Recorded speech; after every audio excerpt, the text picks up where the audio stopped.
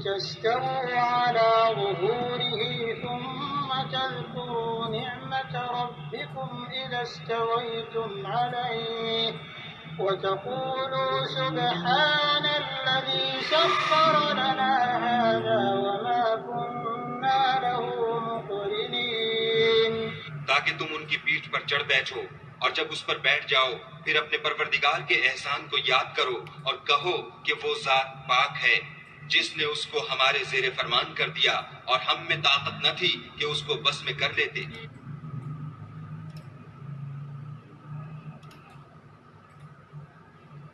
That you may settle yourselves upon their backs, and then remember the favor of your Lord when you have settled upon them, and say, Exalted is he who has subjected this to us, and we could not have otherwise subdued it. And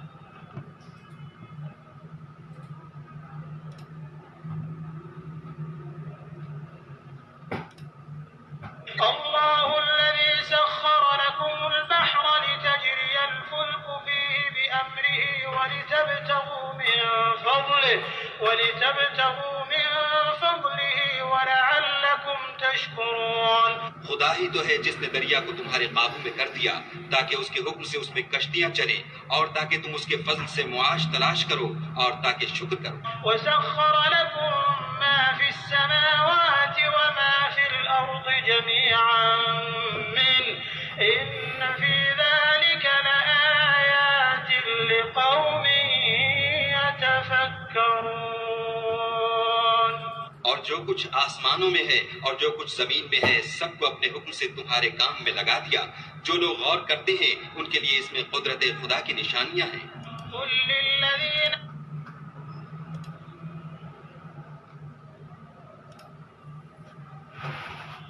it is Allah who subjected to you the sea, so that ships may sail upon it by His command, and that you may seek of His bounty, and perhaps you will be grateful.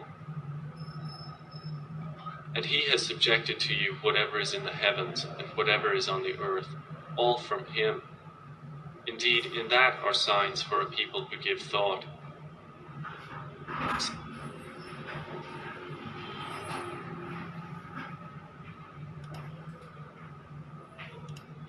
ولقد ذرأنا لجهنم كثيرا من الجن والإنس لهم قلوب لا يفقهون بها ولهم أعين لا يبصرون بها ولهم آذان لا يسمعون بها أولئك كالأنعام بل هم أضل أولئك هم الغافلون। और हमने बहुत से जिन और इंसान दोज़ख के लिए पैदा किए हैं। उनके दिल हैं लेकिन उनसे समझते नहीं और उनकी आंखें हैं मगर उनसे देखते नहीं और उनके कान हैं पर उनसे सुनते नहीं।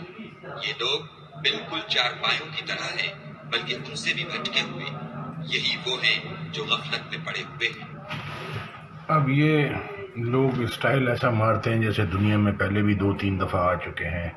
सवारी की दुआ है, अल्लाह शुक्र है तूने सवारी हमारे काबू में कर दी, हमारी ताकत नहीं थी। इसी तरह घर से निकलने की दुआ है, बिस्मिल्लाह तवक्कल, तो अल्लाह पे भरोसा किया। लोगों का मसला ये है कि लोग अपने ऊपर ईमान ला के बैठे हैं और अल्लाह कह रहे हैं अक्सर लोग ख्यालात के पीछे चलते हैं।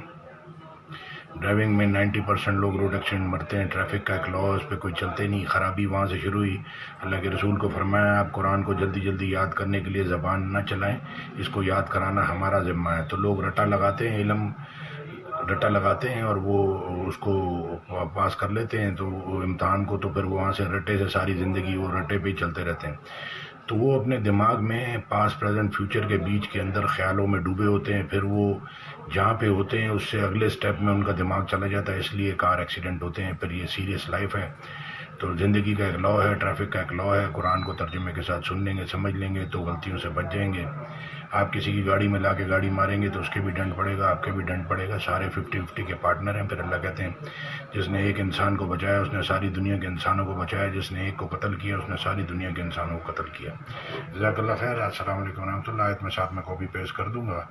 तो ये बहुत ही मतलब जो है वो इंसानों के लिए बड़ा गौर फिक्र का मकाम है कि सब जल्दी जल्दी में ये एक्सीडेंट होते ही जल्दी जल्दी में और टाइमिंग के फ़र्क से होते हैं कि ज़रा सा टाइमिंग लेट होता है वो दिमाग दिल से वो कहीं और होता है, वो सोचों में डूबा होता है, जा रहा होता है परेशानियों में, फिर उससे गलती हो जाती है, फिर एक्सीडेंट हो जाता है, बहुत लोग मर जाते हैं, बहुत लोग बेचारे अपाहिज हो जाते हैं।